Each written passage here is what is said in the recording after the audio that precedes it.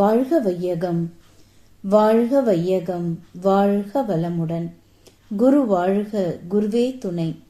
தியானமே யோகம், யோகமே ஞானம். தமிழ் ஆனந்த யோகம் வாழ்க வளமுடன். தமிழ் ஆனந்த யோகத்தின் இன்றைய சிறப்பு சிந்தனை துளி: உணவிற்காக சினம் கொள்ள அவசியமில்லை. இந்த சினம் மற்றும் காமம் என்பது மனிதன் பிறக்கும் போதே இயல்பாக அவனோடு இணைந்து வரக்கூடிய ஒரு குணமாகும். இவை இரண்டு மட்டும்தான் ஓரறிவு ஈரறிவு நிலையிலிருந்து பரிணாமம் எடுத்து வந்திருக்கிறது. மனிதனுக்கு அதனை கட்டுப்பாட்டிற்குள் வைப்பது மிகவும் கடினமானதாக இருக்கிறது. எந்த ஒரு குணப்பதிவு தோன்றி பல ஆயிரம் ஆண்டுகளாக நம்மிடம் இருந்து கொண்டே இருக்கிறதோ அது நம்மிடம் இருந்து விலகுவதற்கு பல காலம் எடுக்கும். மனிதனாக வந்த பிறகு நாம் பழகி கொண்டிருக்கக்கூடிய பழக்கங்கள் அனைத்தும் பல்லாயிரம் ஆண்டுகளாக இருக்கிறது. வெகு நாட்களாக ஒன்றை பழகியிருந்தோம் என்று சொன்னால் அதிலிருந்து வெளியே வருவது என்பது உடனடியாக நடக்கக்கூடிய காரியமாக இருப்பதில்லை. மனித பிறவி எடுத்த பின் ஏற்பட்ட பழக்கங்களிலேயே விடுபட சிரமப்பட வேண்டி இருக்கிற பொழுது ஈரறிவு ஜீவன்களிலிருந்து வந்த சினம் என்ற உணர்வும் ஓரறிவு தாவரம் முதல் வந்த காமம் என்ற உணர்வும் நம்மிடம் ஆழமான பதிவாக இருக்கிறது. இந்த இரு உணர்வுகளையும் ஒரு கட்டுப்பாட்டில் வைத்துக் கொள்ள வேண்டும். அதாவது இனப்பெருக்கத்திற்கு தேவையான பாலுறவு என்பதை தேவையின் அளவிலும் அதை முறைப்படுத்தி கொள்ளக்கூடிய அளவிலும் வைத்துக் கொள்வதுதான் பயிற்சியின் நோக்கமாக இருக்கும். அதே போல சினம் என்பது தேவையான அளவு மனிதனுக்கு இல்லாமல் இருக்கிறது. அதாவது சினம் கொள்வதற்கு அவசியமே இல்லாமல் சினம் கொள்ளும் ஒரு நிலையில் இருக்கிறது. சில பழக்கங்கள், சில சம்பிரதாயங்கள், சில சடங்குகள் ஏதோ ஒரு காலத்தில் ஏதோ ஒரு இடத்தில் தேவையின் அடிப்படையில் அவசியமாய் இருந்திருக்கிறது. அவைகள் இப்பொழுது இன்றைய காலகட்டத்தில் இன்றைய சூழ்நிலையில் தேவையில்லை எனில் அதனை தவிர்ப்போம் என்பது மகரிஷி அவர்களின் கூற்றாகும். இந்த வாசகம் சினத்திற்கு மட்டுமல்ல, பொதுவாக சமுதாயத்தில் உள்ள அனைத்து பழக்க வழக்கங்களுக்காகவும் சடங்குகளுக்காகவும் சம்பிரதாயங்களுக்காகவும் மகரிஷி அவர்களால் கூறப்பட்டது. ஒரு காலத்தில் அது தேவையாக இருந்திருக்கலாம். இக்காலத்திற்கு அதனை தேவையில்லை எனில் தவிர்ப்போம்.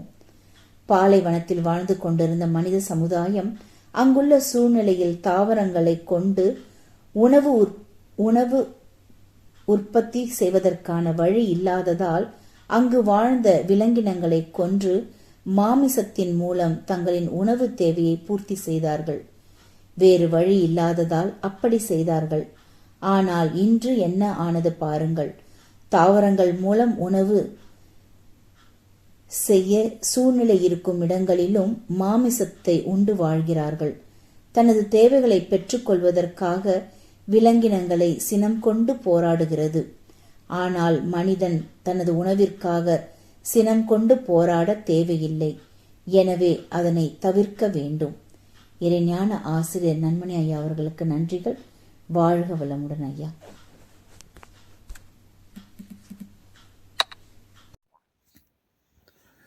வாழ்க வையகம், வாழ்க வையகம், வாழ்க வளமுடன்.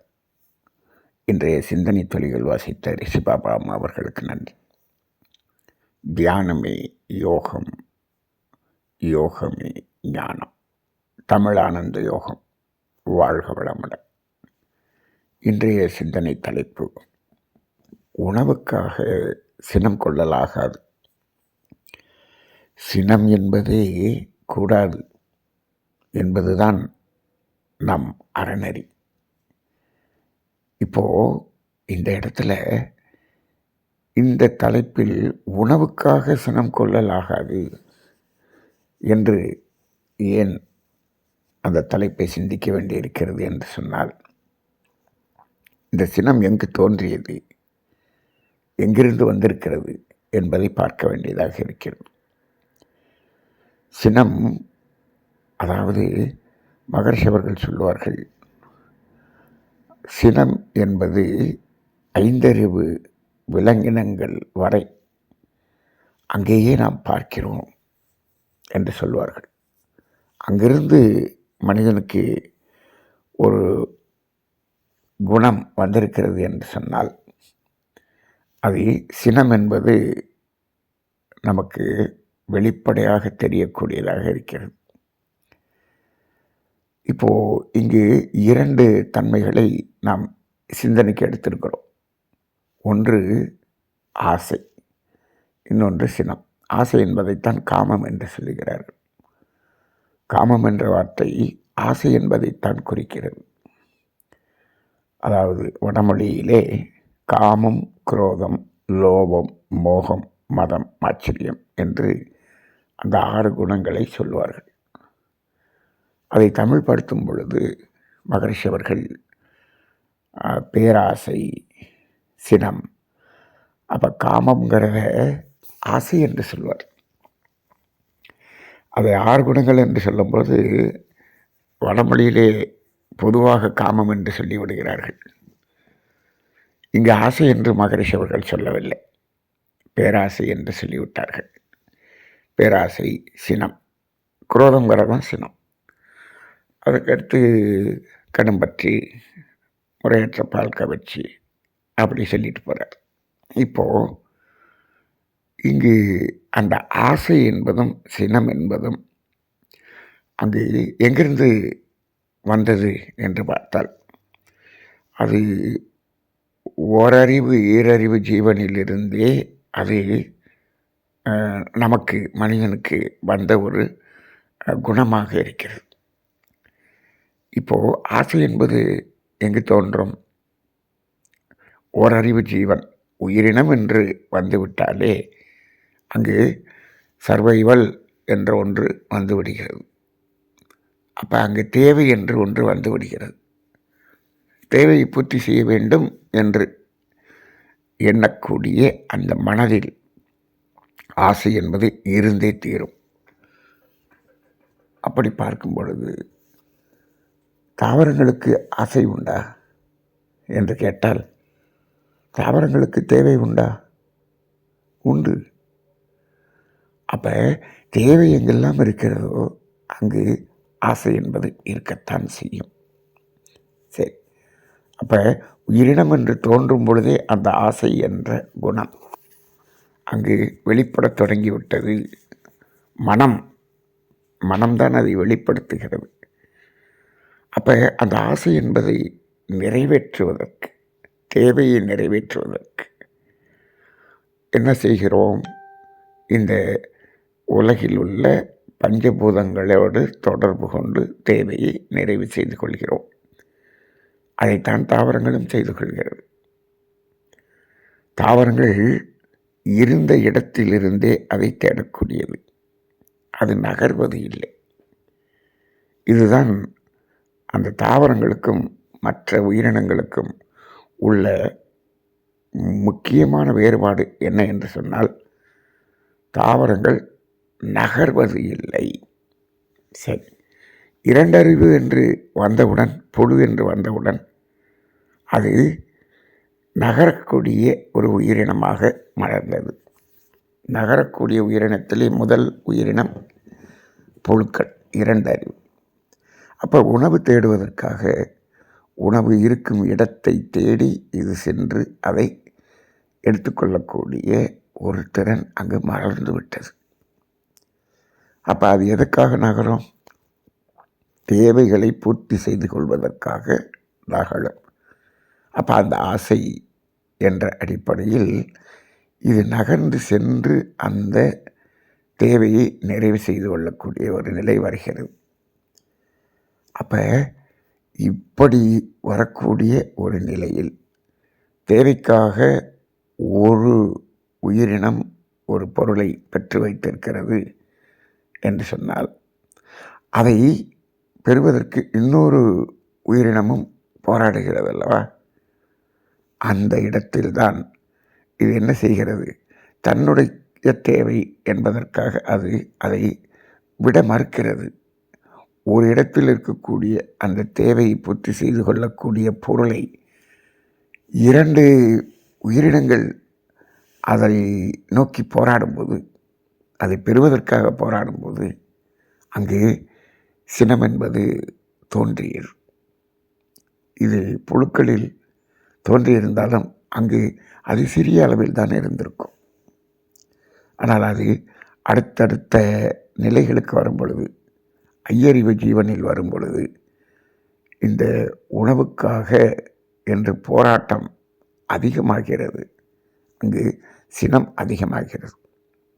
இன்னும் சொல்லப்போனால் இது அதிகமானதற்கு காரணம் என்ன என்று சொன்னால், ஐயறிவு ஜீவன் என்று வரும் பொழுது அங்கு ஒரு விலங்கினம் இன்னொரு விலங்கினத்தை அடித்து சாப்பிடக்கூடிய ஒரு நிலை வருகிறது.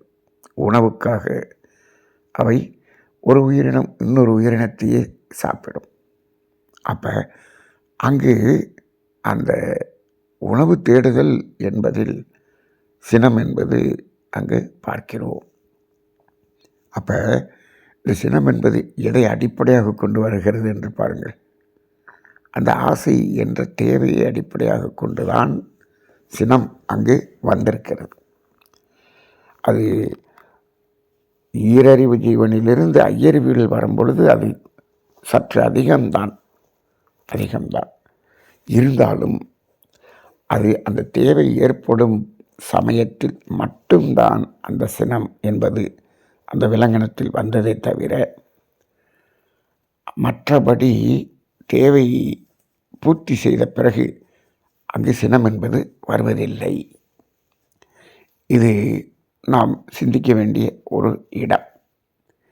அப்போ அந்த இடத்துல உணவுக்காக அங்கு சினம் என்பது அது ஏற்படுத்துகிறது.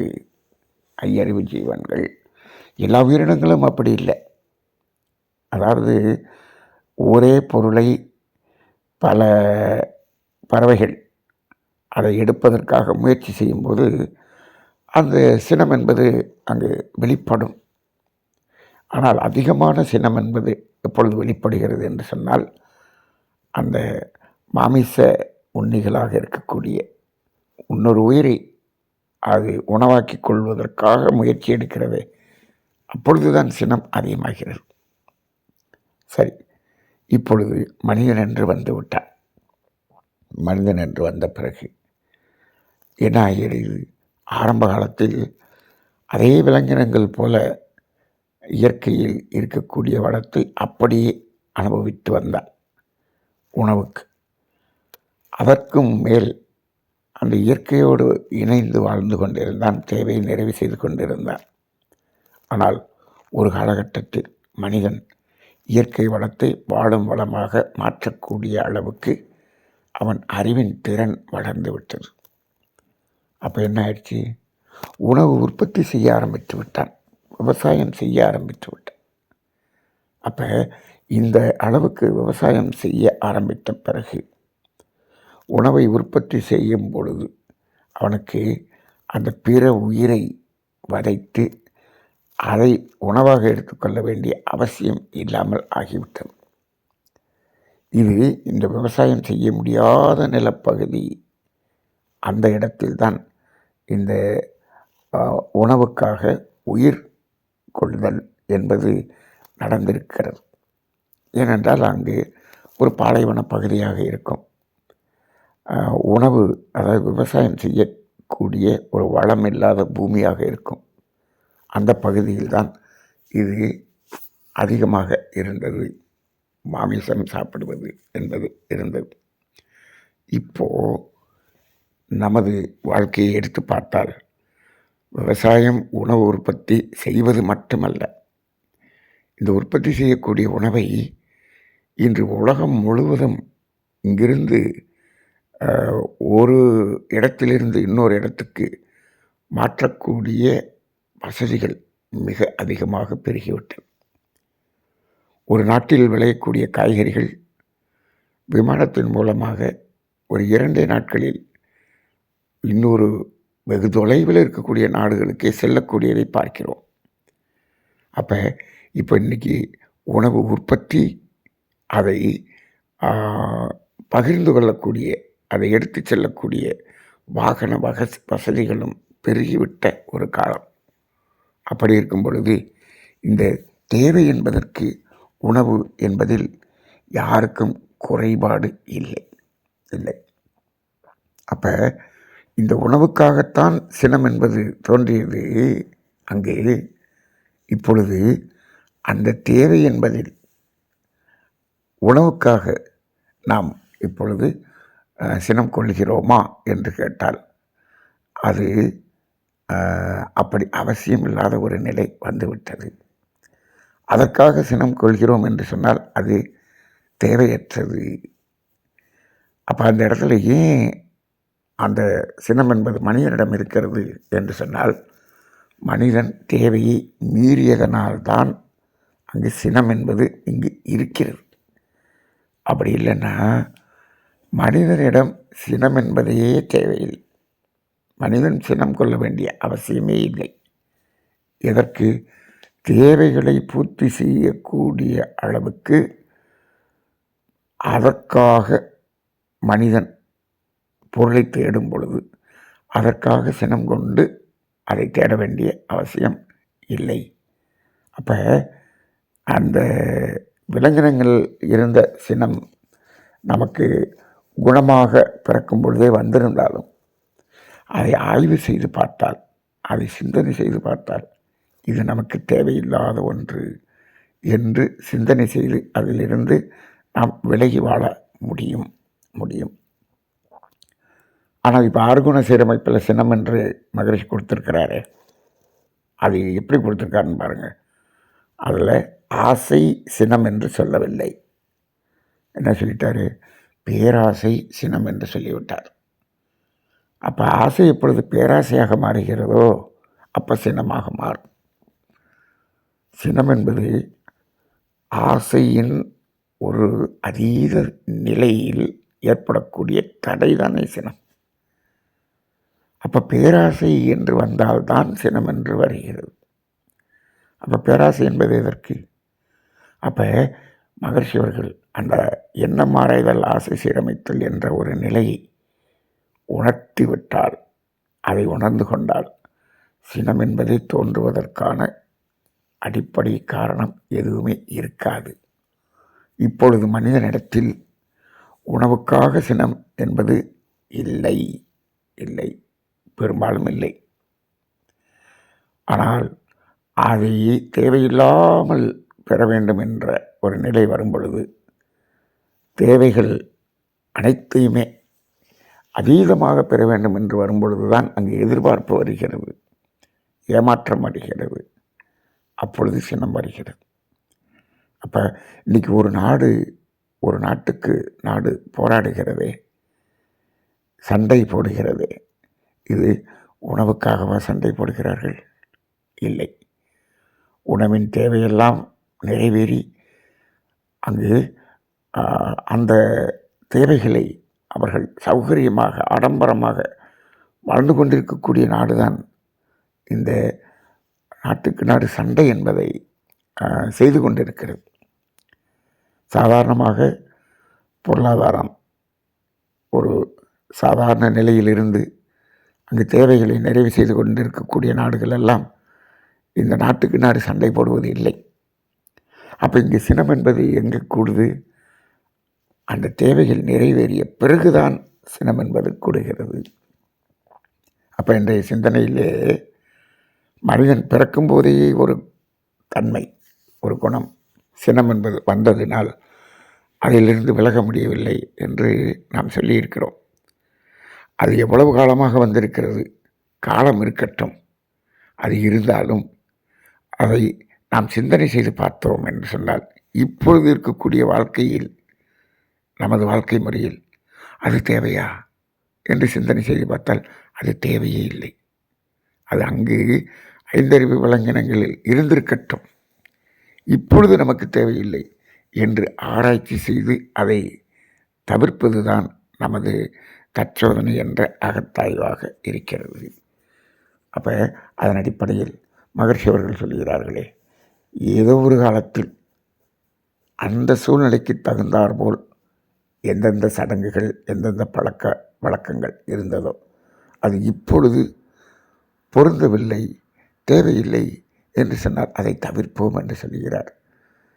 இப்படி நிறைய அந்த பழக்க வழக்கங்கள் சடங்குகளை எல்லாம் தவிர்க்காமல் வைத்து கொண்டிருப்பதே பல எதிர்பார்ப்புகளை கொடுக்கிறது. இங்கு சினம் ஏற்படுவதற்கான சூழ்நிலைகளை உருவாக்குகிறது. ஆக சினம் என்பது தேவையை மீறிய நிலையில், அந்த மயக்கத்தின் ஒரு உச்ச நிலையில் மனிதன் செல்லும் பொழுதுதான் வருகிறது. அதை விடுத்து ஒரு விழிப்பு நிலையில் ஒரு தேவை அளவில் வாழக்கூடிய ஒரு வாழ்க்கை ஒரு மனிதன் வாழ்ந்து கொண்டிருந்தால் அவனுக்கு சினம் என்பது அவசியமே இல்லை. அந்த அடிப்படையிலே இந்த சினம் என்பது அங்கு அந்த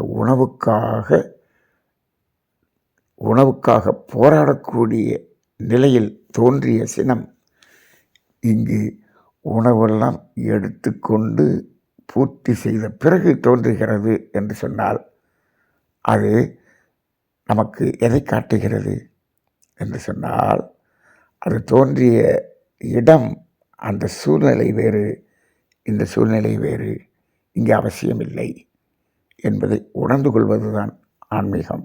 அந்த அடிப்படையிலே சினம் என்பதை தவிர்ப்போம்.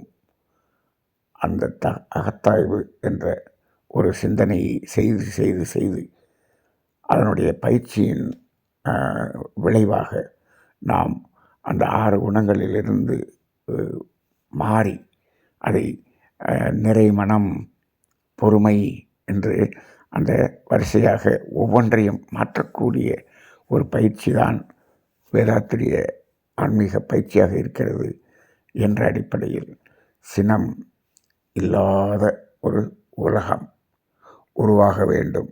அதைத்தான் மகரிஷி அவர்கள் உலக அமைதி என்று சொல்லுகிறார். சினம் இல்லாத ஒரு வாழ்க்கை மனிதன் வாழ்கிறான் என்று சொன்னால் அங்கதான் அமைதி. அதைத்தான் உலக அமைதி. அந்த உலக அமைதியை நோக்கிய பயணம் மலரட்டும். வாழ்க வளமுடன்.